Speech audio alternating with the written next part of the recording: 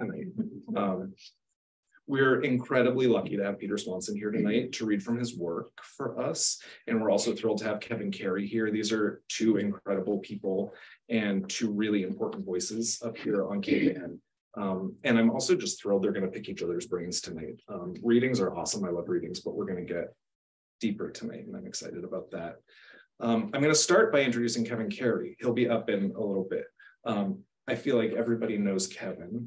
He's an incredible writer and mentor and educator. He's coordinator of creative writing at Salem State, which has the best writing program anywhere. He's published a chapbook of fiction from Redbird Chapbooks, The Beach People in 2014, and 3 books of poetry, The 115 to Penn Station, Jesus Was a Homeboy, and Set in Stone, all from Kevin Carey Press. His poems have appeared twice in the Writer's Almanac on NPR and on the American Academy of American Poets Poem a Day. He's also a playwright and a filmmaker. He co-authored a screenplay, Peter Song, which won Best Screenplay at the New Hampshire Film Festival in 2009. His first crime novel, Murder in the Marsh, was published by Dark Strip Books in 2020, and a new middle grade novel, Junior Miles and the Junkman, will be published this September by Fitzroy Books. Yeah, so that's Kevin. And before he comes up here, we're going to hear from Peter. And I'll give you his intro now too. Peter Swanson's books have been called must-reads, thrilling, binge-worthy, refreshing, pulse-pounding, well-crafted page-turners. Those are all separate reviews. When I actually read that, like, that would be really amazing. I want to write a review like that. And I think, you know, it applies all at once. And I can tell you also, in finding all those reviews, I turned up a few good tidbits on the internet about Peter. When he was young, he loved the book Danny the Champion of the World by Roald Dahl. He's never read Sense and Sensibility, and he's actually lied about that before. That's right. That's true, right? It is, but we're okay. No, I don't know where that's on. He thinks that on the whole, guys are creepier than women. And he wishes that one day he could write a funny book. That's true. There's a lot of really great interviews with Peter to dig through out there. Peter's a Sunday Times and New York Times bestselling author of 8 novels, including The Kind Worth Killing, winner of the New England Society Book Award, and finalist for the CWA Ian Fleming Steel Dagger. Her Every Fear, an NPR Book of the Year, and his most recent 9 Lives, which is now out in paperback. And I believe we'll be hearing some of that tonight. His next book, The Kind Worth Saving, is out next month. And get your pre-orders in today. At the bookstore of Gloucester, please. Peter's books have been translated into over 30 languages, and his stories, poetry, and features have appeared in Asimov Science Fiction, The Atlantic Monthly, Measure, The Guardian, The Strand Magazine, and Yankee Magazine. Peter holds degrees from Trinity College, the University of Massachusetts at Amherst, and Emerson. I've never heard of any of this. And during the pandemic, he moved up here to Gloucester, and he lives here with his wife, Charlene, and their cat. And that's another reason to love Peter as a cat. Without further ado, I will get out of here. Oh yeah, she's amazing. She's been sent to the background. Amazing in marketing. Sorry. I'm gonna get out of here because we all want to hear Peter. So thank you everybody again for being here. Thank you, Adam. Thank you, Gloucester Writers Center, for having me at this event. This is has to be the most beautiful room I've ever done a reading in, and it's great to have a good crowd out tonight. Standing room only, I guess. So COVID hit and we stopped doing these types of events. So this is, I think, either the first or maybe the second live reading I've done since COVID hit. But I have read. I did go to England last year when 9 Lives came out in hardcover, and I did a reading from that. So this is my second reading that I've ever done from this book. My first reading was kind of a nightmare because I thought I was going to be in conversation.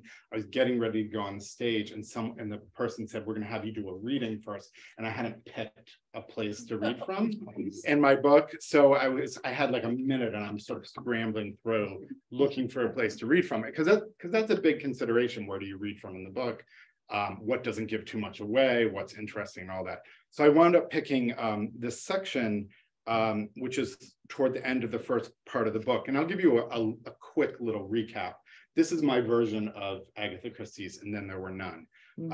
Instead of 10 people winding up on an island, all fated to die, this is a story in which 9 random strangers around the country each get a letter in the mail. And the letter is a list of their names, and one by one they start to die. So it was kind of my take on that. The opening of the book are these 9 people getting these letters in the mail. And at the very end is the first murder in the book, where someone, as soon as they get the letter, gets killed. I'm not giving too much away because it's early on. Anyway, as I was reading this in England a year ago, I'm halfway through and I'm realizing it's sort of this long section of just someone's face getting pushed into the sand. It's really grim, horrible part to read from. And it kind of went on and extended on. So, so this time around, I was like, I'll look through the book for something better. And then I said, no, I'll just read that section. It's really uncomfortable. So anyway, we're introduced to all these characters in this one. This one is a man who runs a resort hotel in Maine, and he's out on his morning walk on the beach. He was nearly at the jetty when the disk of the sun appeared in the sky, the mist starting to burn off. His eye went to the barnacled rock he always superstitiously touched before turning back. The shape of the rock made him think of a child curled into herself, her head tucked between her thighs, her hair the black seaweed that clung to the rock at the high tide line. The rock, like the beach, had stayed virtually unchanged in Frank's long life.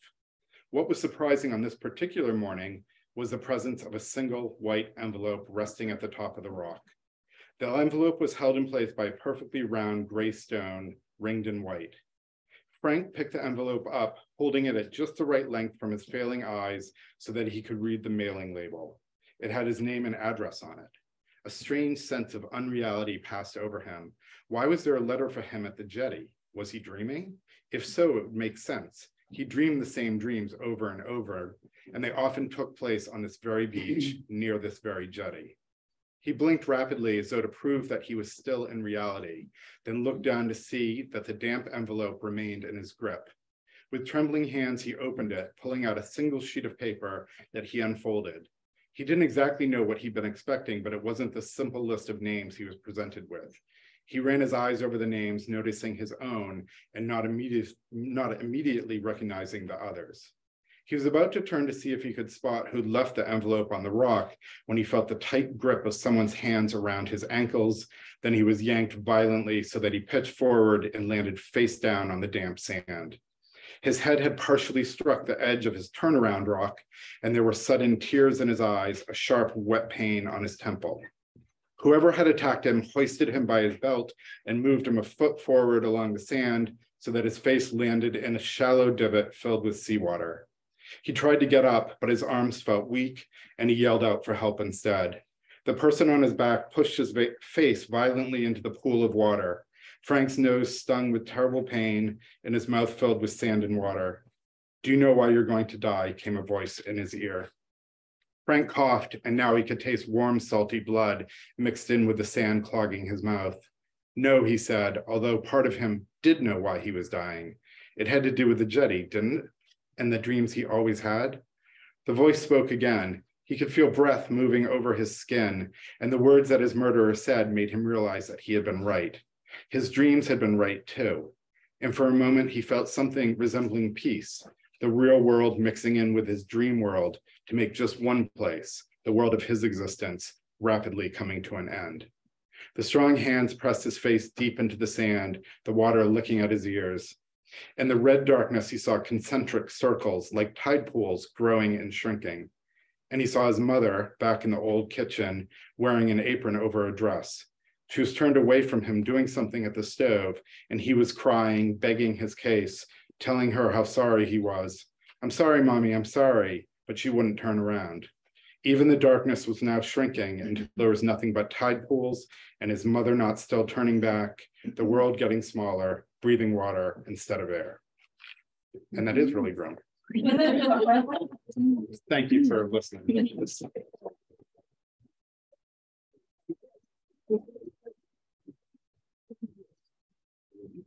Now Kevin Carey.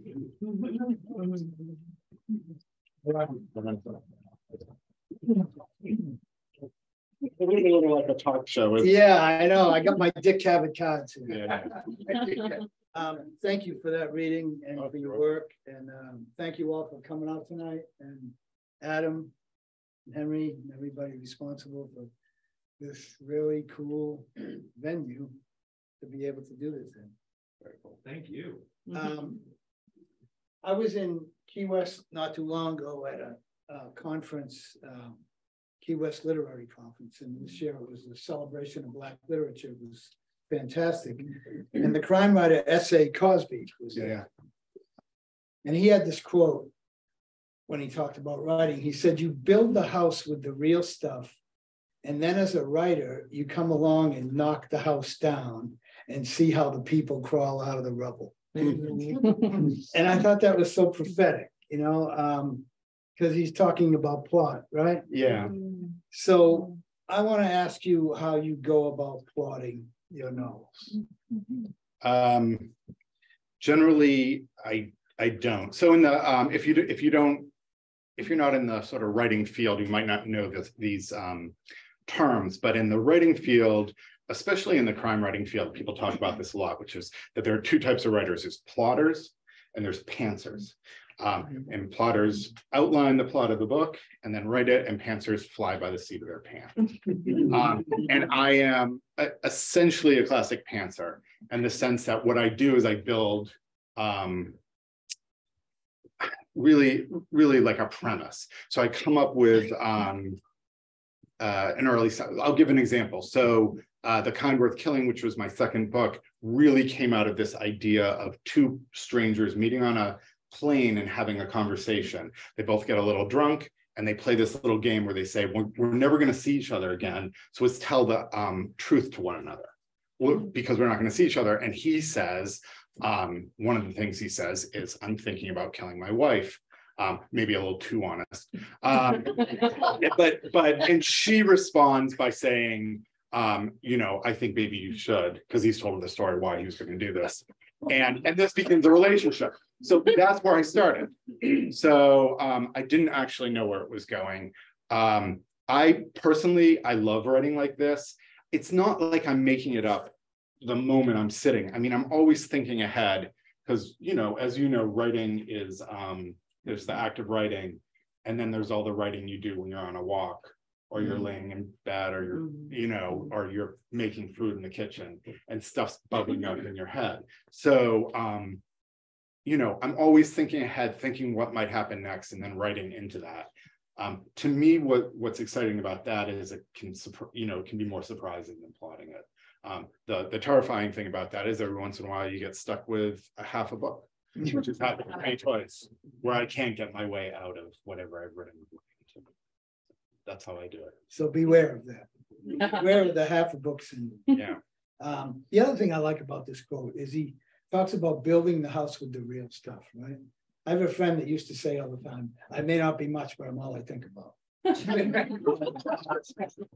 So I wonder how much of the real stuff from your real life goes into these books. I know I noticed certain location things that may give away where you live or where you were from, but just in general, how much of the real stuff goes into the fiction? I mean, I'm kind of happy to say very little in terms of plots, because my plots involve a lot of horrible situations. So yes, on one level, that's imagination and making it up. But then there's the world you build, which you know, is locations and how it feels to be moving through the world and how people react to it. I think my books are you know, like The Kind Worth Killing, which is kind of like two sociopaths meet on a plane. There's lots of deaths. They're a little fantastic. They're not. I'm not writing realistic crime fiction like some people do. I'm writing stuff that, to me, is attempting to be in the sort of Hitchcock vibe, like entertainments with murder. But that said, you ultimately you have to convince your readers that that this is actually happening in reality. And the way you do that is by making everything else familiar. So if you create that, if you make people seem like real people and all that, then having them do things that maybe they wouldn't do in real life. I mean, most, true crime is a squalid thing. It's not husbands in tuxedos plotting to kill their wives. I mean, maybe once in a blue moon, but that's not what true violent crime is. So, but you want to get all those other details right. So in a weird way, I think what Crosby's saying is, yeah, build up the world, and then blow it up with your imagination. And if you get those two things right, maybe you get the story right. You mentioned Hitchcock too, and Psycho, right? There's Janet Leigh driving down the road in the car with a bag full of cash, and it's not going to end well for her, right? Because she's this damaged, flawed character, right? So what is it about you have characters that seem to seek out infidelity from time to time, right? So what is it about the flawed character, the character that isn't living the right way, that sets up so well for crime fiction and thriller writing? Well, infidelity is a great motive. I mean, if you're going to write crime fiction and you're going to write murder stories, motive is really big. And, Agatha Christie, who was a great plotter, was also really good at coming up with unusual motives for crimes, because there aren't that many of them. But if you come up with a really clever one, so I think infidelity is one of them. Why do you want to kill someone? Especially, why do you want to kill someone close to you? So that's one. I mean, in terms of flawed characters, I think of it as kind of we're all flawed, and if you're writing an unflawed character in a book, you're maybe then you're writing an unrealistic character. So I think when I build my characters, I try and think of things like what's most important to them in the world. It's good to know that about a character, because then you can take that away from them if you want to hurt them in your book. What was them at their worst? What was them at their best? I mean, I try and think of that. And I do this with villains as well. I probably do it a little more with villains. I always try and imagine like my villains at their most humanistic, to try and get into that character. And so I always look at my heroes and at their worst. I don't necessarily write about that, but I try and put that in there as well. So it's just, to me, that's far more interesting than a pure hero and a villain. Sometimes that can be enjoyable too, but for me, I like the gray area. That's great. I've been teaching a grad class lately, and I started the class off by using Stephen King's On Writing book, because I think there's a lot of great practical information in that book. And he talks about where stories come from, and I'll quote him. Good stories seem to come quite literally from nowhere. Your job is to recognize these ideas when they show up, right? Yeah. Where do you get your ideas? Well, I think I actually remember, we were talking briefly about On Writing, which is a great book to read. If you're a writer, you need to read it. And you should read it probably anyway, because it's a great book. He says something else in that book, which is sometimes we picture writers as having muses, almost like you're looking up to the heavens for your inspiration. And he says, it comes, for him, it should come from the basement. So the muck of your brain. And I think sometimes I'll surprise myself a little, and it'll be I think tapping into the basement of your mind. So your subconscious, where your creepy dreams come from, where your worst impulses come from, that's a good place to tap into, especially if you're writing crime fiction and writing villains, thinking, dig in there to get your ideas, as opposed to some lofty notion. And not to be confused with the gutter of your mind. Yeah. That's a different thing. Yeah. I want to ask you a kind of specific question about your choice of point of view. A great book called The Art of Fiction by David Lodge. Lodge says, the choice of point of view from which the story is told is arguably the most important single decision that the novelist has to make. It affects the way the reader will respond emotionally and morally to the characters and to their actions. So I know recently reading 8 Perfect Murders is a first-person novel, and Every Vow You Take is a third-person novel. How do you make that call? It's funny. I think when my first book was first person, and then my agent horribly asked me to change it. Damn. Do you know how hard it is to go through 300 pages and change it? I did this. I think he was testing me to see if I would, but I think it was the right. I think it was the right choice. I think when I was a young writer, I wrote in first person. And I think a lot of young writers write in first person. I am now changing my tune, and I assume that every book I'm going to write will be probably in the third person, unless there's a good reason for it not to be. So in 8 Perfect Murders, which is a story about a bookseller in Boston who in the past has created a list of the 8 perfect murders in fiction. He's a crime fiction buff, and he posts this on a blog. And then 2 years later, an FBI agent comes and says, it looks like someone's taking that list and doing real murders with it. Now, I needed this to be his narrative, partly because he is a slightly unreliable narrator. And in the end, it made sense to me why he was telling the story. So if I'm going to write in first person, I need to convince myself that there's a reason why that needs to be done. Because it's an odd thing being in first person is a kind of an odd thing in books. We have to trust everything. I know. Voice, right? Yeah, but you can play. I mean, it does open up. Or not trust for a reason. Yeah. It does open up this idea of an unreliable narrator. You can do that with third person as well. But yeah. So for me, I need a real reason to do that, and I used to be more my default. But I think I prefer the third person. Do you think it's harder to sustain a first person? Well, one of the things you can do. First persons are great. But when you're in third person, you can wander around and talk about other characters. You can do that. I've done the multiple split different narrator stories. So where it bounces around from narrator to narrator. But, if you're going to do pure first person, you're only seeing through that person's viewpoint.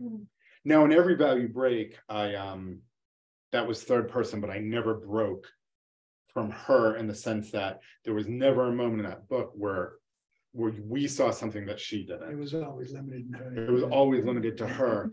And it was a decision I made that I wanted to make more of a sort of a straight up thriller, that she's thrown into this really kind of awful situation that then we, along with the readers, need to sort of extricate from. So I wanted to stick to her. But there's good ways and bad ways to do everything. If you have multiple perspectives, you can do really fun stuff with, God's eye view, in the sense that you have characters who don't know what's going on, and you know more as the reader. Right. That's Hitchcock too. Yeah. That's Hitchcock's famous line about suspense. So he said, if 3 people are sitting around a table and a bomb goes off and kills them, that's action.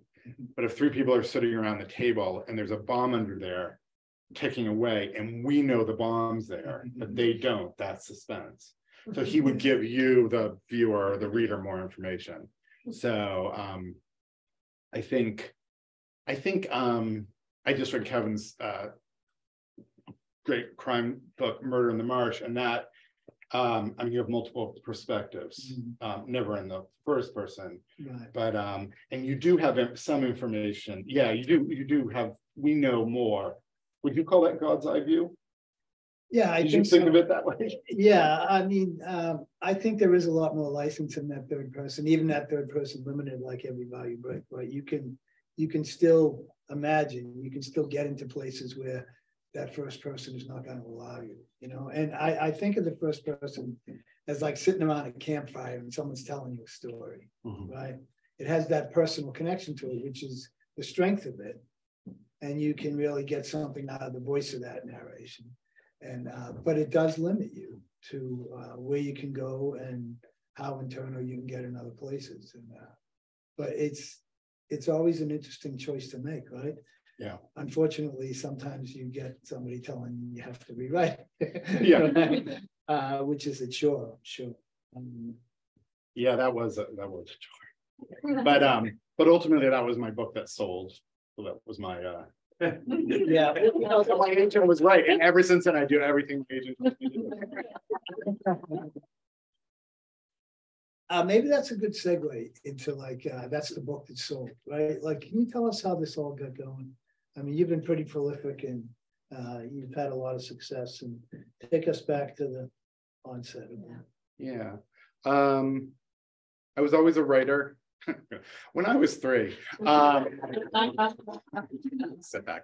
I was always a writer, but in my 20s and early 30s, I was primarily writing poetry. I was writing short stories, but I was always a crime reader. Loved detective novels, creepier novels. I like Stephen King. I like suspense. I did as a kid as well. And sometimes I think I was around 35 or 36, and I thought, I'd taken a couple stabs at books and they'd gone 2 chapters and I put them in the drawer. And at 35 or 6, I said, I'm going to write a book and I'm going to finish it. And I thought, I'm going to write a whodunit because I love reading them. I know how they're structured. And I'll set it in the world of poetry, and that's something I'm interested in. And I came up with this idea. And this was a book I actually plotted out.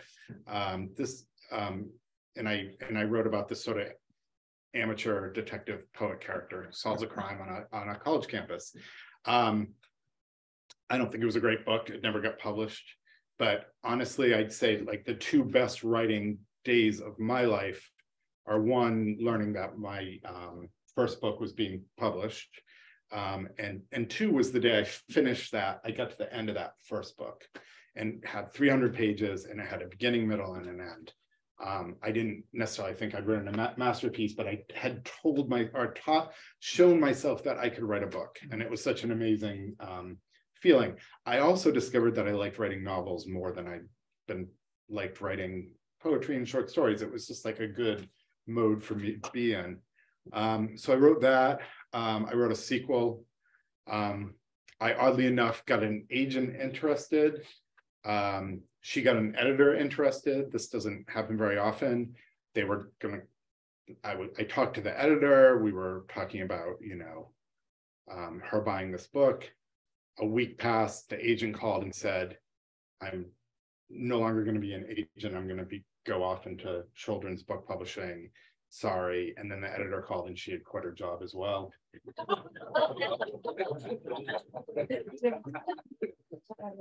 But I thought, oh, this is easy, because this was my first book. And then I wrote a second one and not a single query letter got answered. I wrote a third book. I think, probably my worst book, which was the only book I ever wrote because I thought I could sell it. It was a high concept thriller called The Bridal Party. And that was just because I thought, like, oh, this is a concept that will sell, and no one was interested. And then I wrote a really weird novella called The Girl with a Clock for a Heart, which was a film noir or hard-boiled femme fatale type story, but set in 1980s with college students. And I wrote, it was about 100 pages long, and I published it online. And forgot about it, and then got an email out of nowhere from an agent in New York who said, I read this novella online, and do you have an agent? So, I looked him up to make sure he wasn't a scam artist, because he had me turn this novella into a book. And I worked with him for about a year, and he was he was and is a very editorial agent. He has a lot of suggestions. He works really hard to get it in as great a position as it can be in. He's pretty gruff. Like, he doesn't tell me if he likes something. He only tells me when he doesn't like it. So if he doesn't have, if he doesn't have a lot to say about a book, it's usually a good thing. But anyway, he's changed my life because he sold this book, and now I'm at book 10. Wow. So it's been a ride. But. Persistence. Yeah, I mean, I that's the thing. I think some people are surprised. Writers are never surprised, but it was the fourth book I wrote that got published first. And that will be the case for most people. There are some people out there who maybe sit down and write a book, and it's, you're Harper Lee and you write The Kill Mockingbird right off the bat. Although she had a huge, editorial help in that book too, because they cut half of it. Right. But anyway, those things happen. But I think for most people, it's you get better by doing it the more you do it. And then you need some luck along the way. Yeah. Well, maybe you can segue into some advice for writers out there. Like, what's some things you would tell people looking to get into this game? Maybe how you go about your day writing, or any advice like that? Yeah, well, I guess advice number one is read Stephen King's On Writing. Because I actually did read that book right prior to writing my first book. It really kind of got my butt into the seat. Stephen King's all about chipping away, which is and that's what I do to this day. I do 1,000 words every day on the book I'm working on. The best advice is that you just have to just sit down and do it, and you can't wait for inspiration, because then you won't finish it. So there are days when it's fun to write, and then there are days when it's pretty miserable and you feel like you're pulling teeth. I'm sure you have this too. But then I just try and get the words down, and I tell myself, I'm lucky enough now, this is what I do. So in my morning is spent writing, a half day, but I do my 1,000 words and then I quit. And the rest of the day is, walking or reading, and maybe thinking about my book. But I make sure I get that 1,000 words every day. Yeah, and King also talks about how being a writer means being a reader, right? Well, that's other, yeah. And you can't do one without the other, and the information is always being processed through the books you read, even subconsciously. And so I appreciated in 8 Perfect Murders that book was also an homage to some wonderful books. Right? Yeah. So who do you like? Who do you read? I knew you were going to ask this, and I said, make a little list beforehand. My big ones. I love to read historical crime fiction. Not historical, but I like to read crime fiction out of like the mid-century. I love Golden Age English stuff, so I like Agatha Christie. Obviously, she, like a lot of crime readers, she was this bridge from children's literature to adult literature. I discovered her quite young, and loved her books. I like Chandler and Hammett. The mid-century authors that I revere are Patricia Highsmith, who's probably maybe my number one, wrote Talented Mr. Ripley, Strangers on a Train. She's the master of what you were talking about, which is the moral gray area of like flawed characters, to the point where her books are often kind of queasy making. She writes books about people on the line between being bad people and good people, and she's great at that. But I like that idea that you can detest the bank robber until he runs into a serial killer. Right? Yeah. It's true. Well, that's the thing. I have people have asked me, particularly around a specific character, which is Lily Kintner from Kind Worth Killing, who's probably my most favorite character. I get more emails about her, and people really like her, and she's a murderer. But there are people that are really taken with her. And one way to make your murderer sympathetic is just have them murder worse people. That's how you do that. But yeah, Patricia Highsmith I love John D. MacDonald, who's kind of a forgotten pulp writer from the 50s and 60s. There's a lot. These days trying to think who I regularly read. She just died. Ruth Rendell was really brilliant, crime novelist out of England. but yeah, I read a lot, and I occasionally read a book that doesn't have a crime in it, but not too often. Who are you reading? Oh, who am I reading? I want to put it back on you. Walter Mosley. Yeah. I think when I first got a real interest in crime fiction later in my life, it was Chester Himes, Eugene Izzy, Chicago crime writer, Leonard, Tana French. I don't know if a lot of people read her. She's an Irish crime writer. Tana French, yeah, she's good. Local Elizabeth Elo wrote a book north of Boston. Really good book that I read not too long ago. Leonard Parker. I just found S.A. Cosby after going to that conference, and I'm telling you, these are West Virginia. He's great. Backward crime stories, and he's got it down. Yeah, it's like really fantastic. Say his name again, please. S.A. Cosby. It's two initials. Yeah. Yeah, and a really nice guy, funny and very smart. Yeah, those are the ones that I pick at from time to time. I have a question. Yeah. Do either of you read poetry? Because I mean, Kevin, you're a poet and a crime novelist and other things. And Peter, you started out writing poetry, and I know you still like it. Yeah. I still read poetry, maybe not as much as I used to, but I go through little things. I just discovered Louis MacNeice, who wrote a great poem in the 1930s called Autumn Journal, which is an amazing piece because he's in England in the fall, and everything's happening in Europe. It's like late 30s. So he has all of this historical, and feels like the world is falling apart, yet he's also like trying to be in with nature and all. I don't know, it just resonates a lot, the sort of stuff that's going on. That was really good. I do read poetry, and you probably. Yeah, I read a lot of contemporary poetry. My go-to poetry person is Phil Levine. And I had no notions of writing poetry until I read Phil Levine. And then it was a book of New and Selected, and there were these Detroit factory poems, and I just, I grew up in Revere, and it's not Detroit, but I knew that working class, and these were narrative poems that were telling stories about people, and I was like, damn, this is poetry. Like it just affected me, and that's the type of poet I became. I'm a storytelling poet, so that was my foray into poetry. And then, as a few in the room know,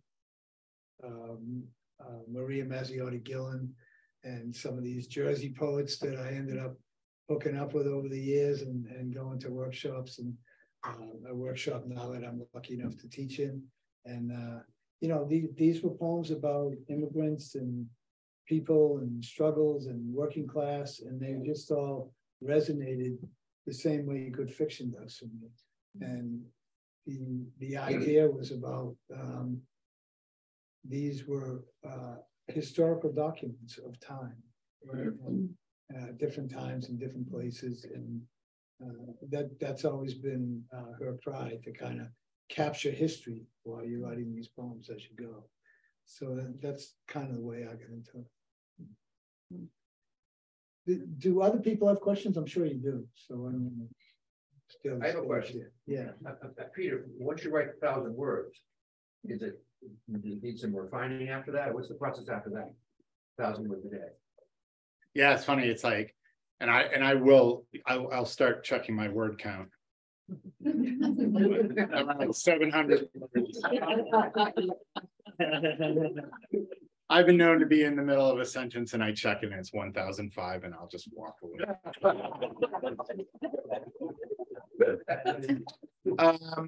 No, I walk away then. And now I do, if I do anything, I mean, occasionally at night, I might sit down and reread what I wrote. And there's a reason for that. One is, I might do a little revision, minor.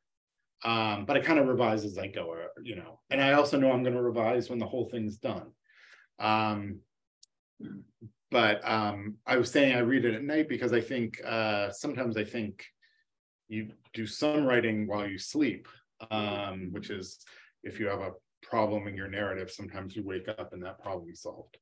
I don't know if that's hokum or whatever, but it seems to work. But I do think one of the things I think about, and I don't think I should be quoted on this, I think someone else should be, and I can't remember who it is, but someone said the first draft is you telling the story to yourself. So to me, the important thing is telling the whole story, and then I'll know what I have and can work on revisions. Because I do think, and in my earlier failed books, what I often did, and I think this is a probably common experience, which is you rewrite that first paragraph 100 times to make it a work of art, and you never finish the story. So to me, it's like there's a little bit of workmanlike stuff you got to get through. You just reminded me of a question I wanted to ask. Okay. Do you think about the reader when you're writing? I do. I mean, I think every writer really should, unless you don't care, and maybe you don't care because you're going to put it in your drawer. But I think if you don't care, if you're not thinking about your reader. Now, for me, I write in genre, so there is a little bit of a promise that goes along when you're a genre writer in your book, which is I'm writing a thriller. So one of the things it's supposed to do is have thrills. At least one, right? At least because if you don't, right. So that's kind of my first directive. So my first directive is, am I telling a suspenseful story that people want to keep reading? Does it have surprises in it that people won't see coming? Is it interesting? Is it right? Is it worth their time as a thriller reader? Is it worth their 6 or 7 or 8 hours it takes to read a book? It's a lot. I often think about that in terms of writers. When you write novels, you're asking for a lot of time from your audience. So you're asking for 3 times the length of a movie. I guess you're asking for what we do a lot now, which is the binge watching the television. But is it going to keep our attention? Because there's other things to binge watch out there. So that's my sort of first prime directive. And then if that's working, then I can think about other things like, the subtextual stuff that I might or might not put in, but trying to tell do an interesting thing here or there. But in terms of coming at it, I'm always coming at it with a reader in mind who is selecting a suspense novel off the shelf and expecting it to be suspenseful. Are there other questions out there? Yes. Talk about old English writers. Do you read a lot of contemporary writers, English or Scottish? Well, I read Rankin, not all of them. Val McDermott, Scottish writers. There's a few. When I said Scottish, I mean Rankin. Yeah, I was in Edinburgh, and Rankin has a pub. He doesn't own, maybe he does own the pub now. It's his favorite pub. And my publicist took me there. He said, what's Rankin's favorite pub? And we weren't too impressed. But we went in, and the guy, Rankin wasn't there. And he keeps it the way he likes it, which is good. No music, no TVs, no fruit machines, all those sort of things. But we went in, and there was a guy, a drunk guy at the main bar, and he said, you're here to see Rankin, and my publicist, who's young and full of himself, but he goes, no, we're here because he's a writer. He's the best American writer of crime fiction. You just don't know him. We're here to say he went on this whole thing. But and we quickly left. But anyway, yeah, Ian Rankin, Val McDermott. I dip in. I mean, I'm not like the speed, I'm not the fastest reader. I wish I was. I have friends who can read a couple hundred books a year, and I'm not that. And I can't read at all. And then, now that I go to conferences, I meet colleagues, I want to read their books, and and I also want to keep reading you know, the older books, like I'm reading a Josephine Tay book right now, another Scot, a Scottish crime writer from the 30s and 40s who wrote like 5 really good books. I'm reading the last one of those. But yeah, I do read contemporary stuff if I hear a lot about them. I figure it takes them a long time to write it, so. Have you read or heard about Mike Craven, M.W. Craven? Yes, he's sending me his new book. Do you know Mike? Yeah, I do. Oh, okay. That's so funny. He just wrote me, I've met him and he just wrote me, he's sending me a galley of his next book. He's a nice guy. He's fantastic. Yeah. M.W. Craven, right? Yeah. Poe and Tilly. All right. We'll discuss Craven later. Yeah. What were you going to say? Oh, you talked about not being a fast reader. I figure it took a long time to write them, so I don't mind taking my time. Yeah. Yeah. I mean, there's limited, I read every day. I mean, like you said, that's the other Stephen King thing. Reading is so important as a writer. Do you find if you're reading your students, you feel like you're overwhelmed? No, I mean, my students will read 5 or 6 books a semester or something, so that gets thrown into the reading pile, certainly. If I'm teaching 3 or 4 courses, but I find time for it. It's important. Yeah, Peter, I have a question. I think you were being a little facetious before when you said like you're counting the words so you get to 1,000, from 700. But do you ever get to 1,000 and want to keep going? I mean, yeah, sometimes I'll go to like 1,100. No. But you don't get on the roll? No, I'm fried. Oh. For whatever reason, I mean, and everyone has a word count, right? As a writer, some people it's 100 words, and that feels like, in King it's 5,000 words, and so it's whatever you're at, and for whatever reason, 1,000 is it. I mean, I know what you're saying. I have occasionally been like, yeah, I'm in a little bit of a roll. The way I figure it is better to cut off while the going's good and pick it up the next day, because it'll still be there. Especially, I mean, that's how I think about it. Than sitting and just starting to get sloppy, trying to get plot out or trying to get whatever out. So that's what I did. Did you have a question too? Yes, thank you. Do you, I guess both of you, do you mark up your books? Do you write like notes in them and craft sort of techniques or anything like that you take out of them? Go ahead. As we're writing? As you're reading books. Oh, as we're reading. Oh, yeah. I'm you mark always, over your books. my books are a mess. Dog-eared pages and little notes and little scribbles and things to go back to. Oftentimes because I'm thinking, oh, I'm going to use this in class. Right, this is going to come up. So, yeah, I don't have any resale. I like when you go to a used bookstore and get a marked up book. Oh, I do too. Yeah, I like it becomes like an archaeological object, especially if they're old and there's like, people write funny. Be a little more careful with the hardcovers. Yeah, keep Maybe those. sticky notes. I don't mark up books, but I mark up my own. I mean, I do a draft of mine and then I write on it, but I draft from the typewriter. Not typewriter. It still seems like a typewriter to me. I draft them the keyboard computer. Yeah. I have a question. Publishing has changed a lot in the last decades, I guess, and a lot of authors now are required to zoom into book clubs. And how involved are you now in marketing? Or are you at the level now where you just get a bestseller and your books sell themselves? Or, no, absolutely not. And I'm lucky.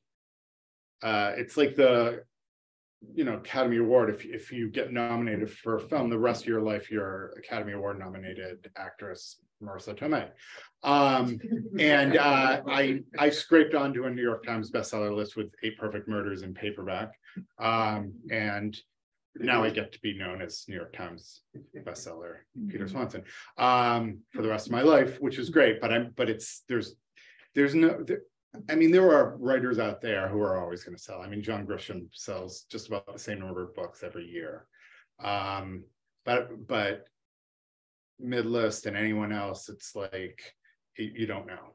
And the interesting thing about marketing, I mean, there used to be a marketing budget in the big houses. I mean, the closest we have to we have the sort of big four houses, of which I'm part of HarperCollins.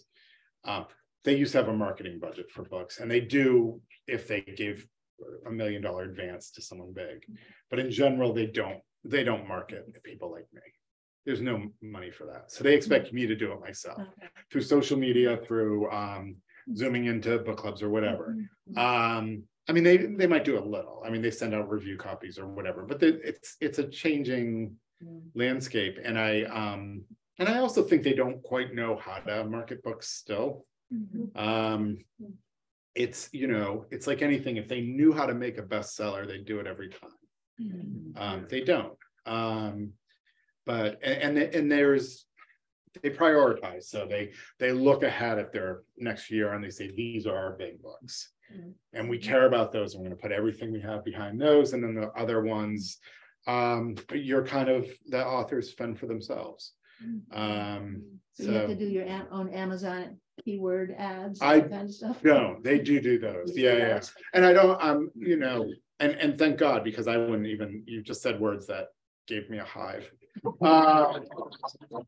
So no TikTok channel. Yeah, no TikTok. Book talk has become apparently big thing. I'm drawing a line at book talk. The bookstore, there's a section for like book talk. Yeah. Yeah. Someone else have a question? Yeah, in the back.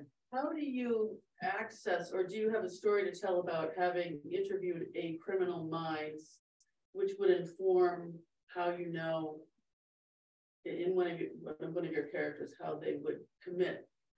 Do I research criminal minds? Or have you interviewed one? I haven't. Well, here's one. Okay.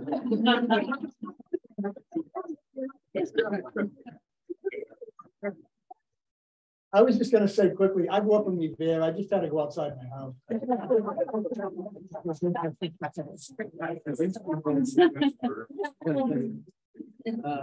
I'm not a researcher. I don't, a lot of people do the tour around with police and go into the CIA facilities. I do occasionally read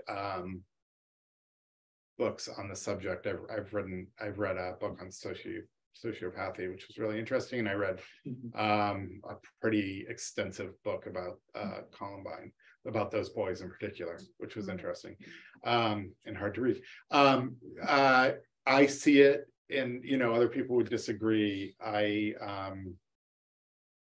see it as, I'm not trying to get it psychologically perfect.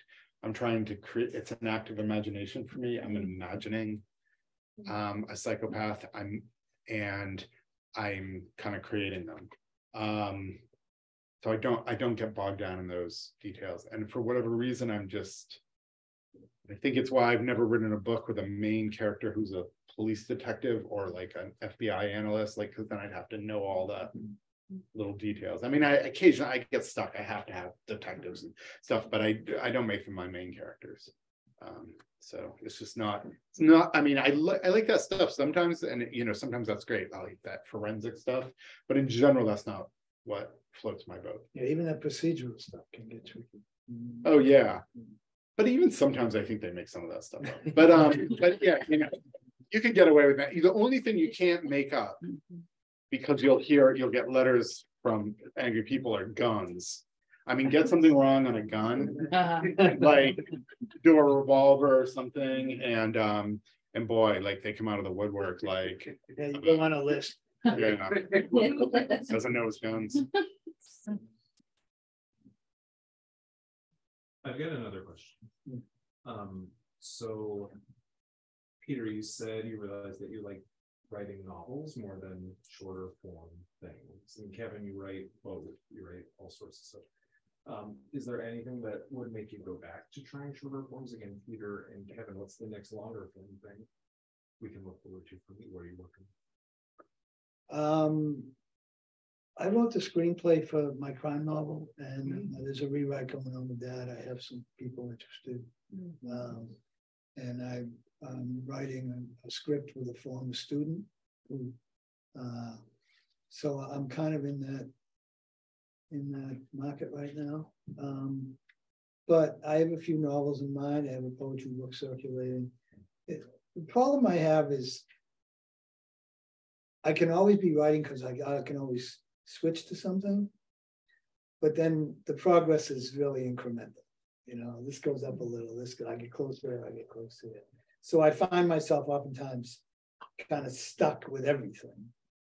But then eventually they get up to the top and I have a few things ready to shop. So it's just what I'm feeling at the moment, you know, what is presenting itself to me as an when I work on a big book, that's what I'm working on. And then sometimes in between books, I'll write a short story, just if I have one little simple idea or something, I'll write a crime short story. I do have, so this year, so I kind of did 9 lives today because the paperback's out. I have a new book coming out in March 7th. The Kind Worth Saving is my first sequel. It's a sequel to Kind Worth Killing, but it's also a book that you could read on its own, but it has characters from Kind Worth Killing.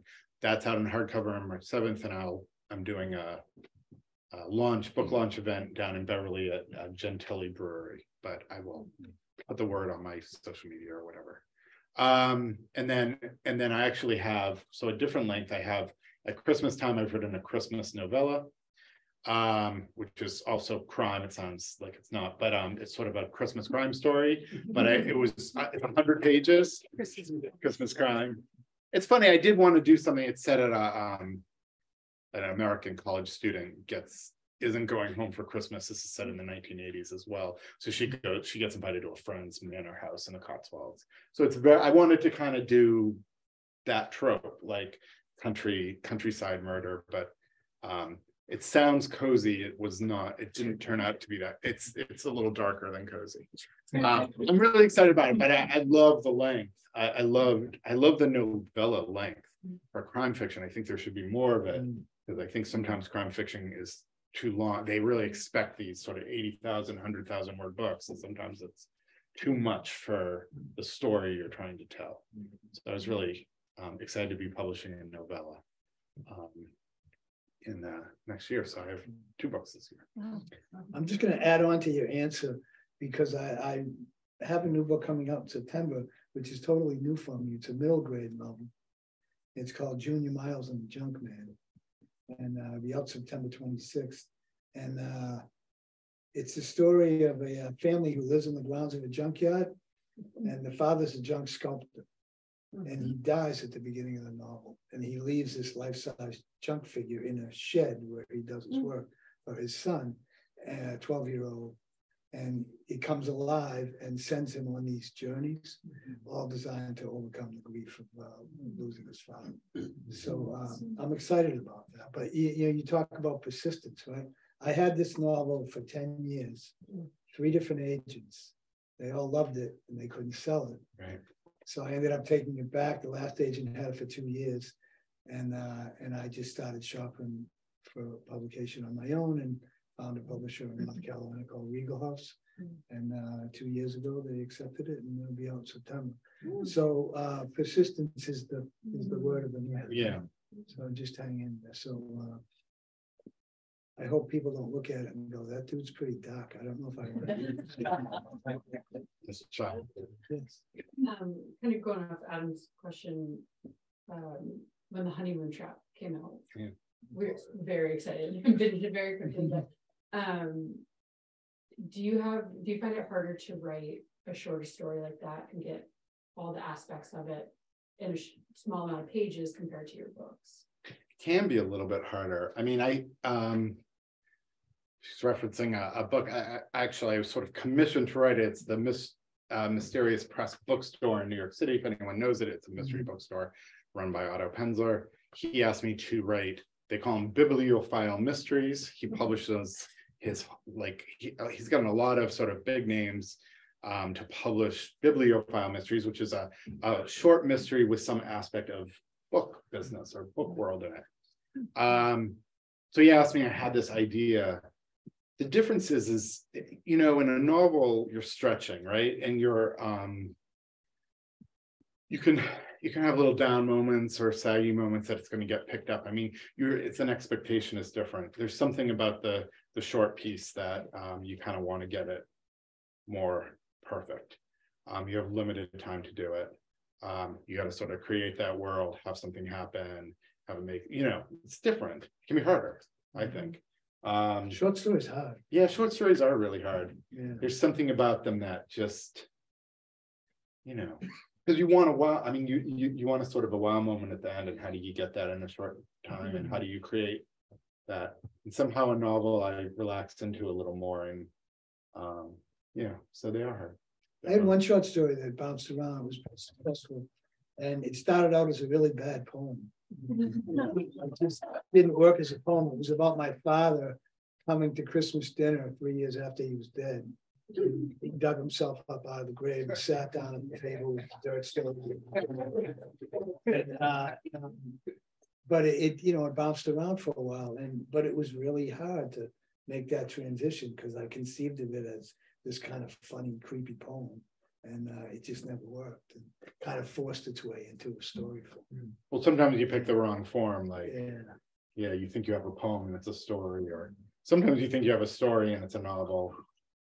My fear, and I think this has happened to me, is, you know, you think you have a novel and you're gonna have a lot happen in a novel to get a full novel. You can't have like a simple, like The Honeymoon Trap could not have been I mean, that would have been a long slog in that guy's head. So yeah. Oh, okay. You have to know, you have to know what you have, and sometimes you don't. Yeah. But you start writing. Right? Yeah. Yes. So actually, to piggyback off of that question, is there, like, so I recently just finished All the Beautiful Lies, which was absolutely brilliant. Thank you. Was there a point in that book where you were kind of like, where you realized that you were on a roll and you were like, okay, well, I have this character developed, and you know, these are their mannerisms, this is their thought process. Like, what went into that thought process of, you know, the older gentleman who ends up with a stepdaughter, like, you know, just kind of where that thought process kind of came in? I mean, as I said, like, I kind of like, I go by the seat of my pants, and this was a story where, I mean, the basic story is that a college, just graduated college student's father has been killed, or looks like he might have killed himself. He goes home and he moves back in with his stepmother. And I conceived it initially sort of this Gothic tale, but a sort of reverse Gothic, because it's a man going to the house, and you know, he would start to suspect maybe my stepmother, who I'm now living with, had something to do with this death. So it's kind of this Gothic thing. But while in this process and I'm building these characters, I realized that I mean, I don't know if anyone else realized this, maybe you did. I realized I was writing a sort of a monster story, like you know, it's my version of this, like, you know, it's this passed down evilness that's gone passed along like vampires. And then when I hit on that, I was like, okay, that's where I'm at. There can be a great moment when you're writing a book, when that sort of, when you get a little insight into what you're writing and you're like, oh, that's what this book is about. Because sometimes I don't know I mean, there is always this subtextual thing of what is your book really about. Like, I think for 9 Lives, that book, to me, it's about death. It's about where are you when you die? And, you know, behind the fact that it's just like a whodunit about who's killing these people and why, there's this, it's, you know, these people's lives are getting interrupted by death, and like, were they living well or are they living poorly? That kind of thing. And when you realize that, then you don't want to kind of tip that off, but it is a good feeling to get. And I think I rambled a little on that answer, but I hope you got something out of it. Yeah, no, and I just, you know, I thoroughly enjoyed it. It is really one of the only books I actually said, you know, like out loud, my poor wife, they're next to me sleeping. And I actually said, holy shit. And I think you get to that moment. Yeah, and I can thank my friend here for actually introducing me to your novels. But I just thought it was unreal. Thank you. It was awesome. Appreciate it. Other questions? I have a question. Yeah. What do you do for fun? So much what do you do for fun? Oh, I think it is fun. Or maybe Yeah, it's yeah. fun. Well, I live in Gloucester now. Gloucester's fun. Swimming, beautiful walks. You know, this obviously. Yeah. I had a lot of jobs in my life that I hated. That I dread getting up and going to work. And now I teach at Salem State and I get to write, and I'm the luckiest guy on earth. So my life is pretty fun now compared to what it used to be. Although I was a 7th grade basketball coach for 19 years, which and that was fun. But I'm lucky to be doing what I'm doing, and hey, I get the summers off, man, right? Like what a gig. So I have time to write, time to catch up, and Figure out how to make people die in creative ways. yeah, it takes some time to figure out. Yeah, there's a saying among writers: writing is misery, but to have written is heaven. I agree with that. Yeah. Yes. For both of you, do you have any sort of opinion about the difference between books and digital readers? And what? Digital readers. Oh. Yeah, I know my novel sold a lot of Kindle versions, so I'm very happy about Kindle, but I tend to pick up a paper copy or hard copy. Yeah, my opinion is opinion about myself, which is I don't like the Kindles. I just doesn't work for me. I like books, but my other opinion is reading is reading, and reading is electronic reading, audiobook listening is reading. I love audio. And reading a book is reading. It doesn't matter how, the story is there. Sometimes people are apologetic about, oh, I didn't really read your book. I listened to it. I was like, no, you read my book. So for myself, for whatever reason, I love the book. And audiobook reading gets me off of sports radio. So I say in defense of the Kindle, if my mom has arthritis, so Sure. she can't really hold a book, but she can hold a Kindle. Sure. So that's just in defense of. Oh yeah. I think personally, I spent buying the book. 90% of what I read is on a Kindle. This wasn't the sort of same as I love Spotify and everybody. Yeah. No, we're all pro. Yeah, no, it's just a different delivery system of someone's story. Yeah, I think I spend so much time on a screen already that when I go to read, it's nice to just mix it up. It's like, yeah, I love Spotify too. Maybe we have time for one last question. Okay. Looks like you got it.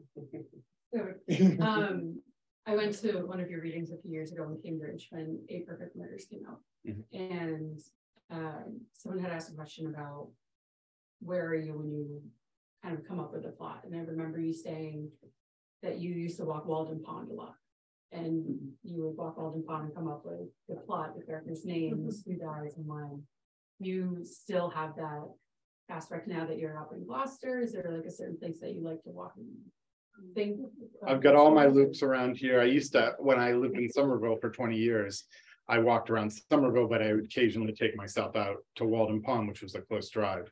And one of the funny things is, as someone who says I make up my book as I go along, for 8 Perfect Murders, in the space in the time it took me to walk around Walden Pond, I plotted that entire book in my head from start to finish. I knew how it ended and who the main character was and everything. It just all kind of it dropped into me.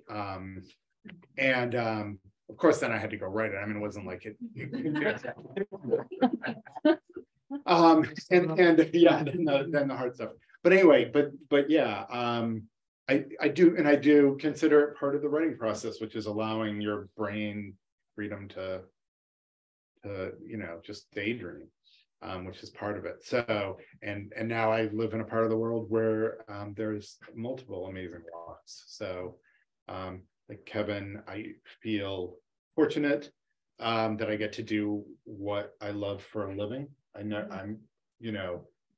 It is a place of enormous privilege and to have that. So I'm excited by my life.